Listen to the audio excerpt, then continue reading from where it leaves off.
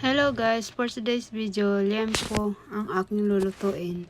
Bababad ko lang siya sa garlic, soy sauce, and calamansi juice. And also I put pepper and sugars.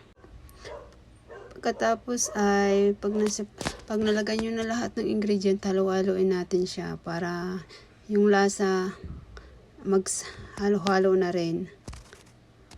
At tapos naglagay din ako ng konting Sprite dyan. Tapos ready ko na yung pan. Ayan, nilagay ko na siya sa pan. Tapos hintayin natin pinakuluan. Tapos yan ay parang inihaw na din. Tapos brush ko na lang yung sabaw niya kanina, yung sauce niya. Ayan, hanggang sa maluto na siya. Hindi mo na kailang mag-ihawin pa. Pero luto na guys, iniwa-hiwa ko na, nilagyan ko ng pipino, sibuyas at konting seasoning. At tapos nandyan na po si Tikimboy at ang kanyang tawan.